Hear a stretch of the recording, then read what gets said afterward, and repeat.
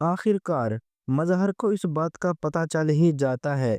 رکشی منور کے گھر سے خود سے نہیں آئی، اپنی مرضی سے نہیں آئی رکشی، بلکہ رکشی کو تو منور نے خود ہی اپنی مرضی سے ہی اپنے گھر سے بے دخل کیا، اپنے گھر سے نکالا۔ جیسے ہی مظہر یہ ساری بات جان لیتا ہے تو پھر مظہر منور کے پاس جاتا ہے اور اسے کہتا ہے، منور، آپ نے جو کچھ بھی کیا، آپ نے رکشی کے ساتھ جو کچھ بھی کیا، آپ نے بہت ہی غلط کیا۔ مجھے تم سے اس کی امید بالکل بھی نہیں تھی۔ منور، تمہیں رکشی کے ساتھ اس طرح نہیں کرنا چاہیے تھا۔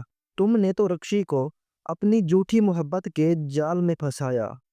تم اس کے ساتھ جھوٹ بولتے رہے کہ تم مجھ سے محبت کرتے ہو اور اسی لیے تم اس سے شادی کرنا چاہتے ہو، بلکہ تم تو ایک بہت ہی لالچی انسان ہو۔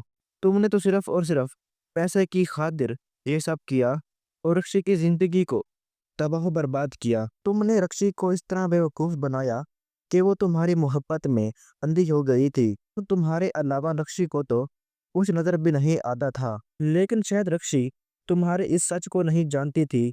تمہیں رکشی کو اس طرح بیوقوف نہیں بنانا چاہیے تھا۔ تو پھر منور کہتا ہے، رکشی کو میں نے بیوقوف نہیں بنایا، بلکہ رکشی نے مجھے پاگل بنایا۔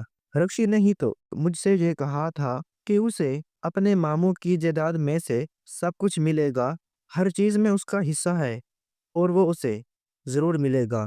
لیکن مجھے اب اس بات کا پتہ چلا کہ رکشی نے مجھ سے جھوٹ بولا تھا، کیونکہ رکشی کو تو اس سب سے کچھ بھی نہیں ملا اور میں تو اس سب سے صرف اور صرف ایک کاروبار کرنا چاہتا تھا تاکہ میں اپنی زندگی میں آگے بڑھ سکوں اور رکشی کو خوش رکھ سکوں۔ لیکن اب مجھے رکشی کی حقیقت کا پتہ چل چکا ہے اور اب میں اس جھوٹ کے سہارے نہیں رہنا چاہتا۔ یہ سن کر مظہر کہتا ہے، واہ منور، تم تو میری سوچ سے بھی زیادہ گھٹیا انسان نکلے ہو۔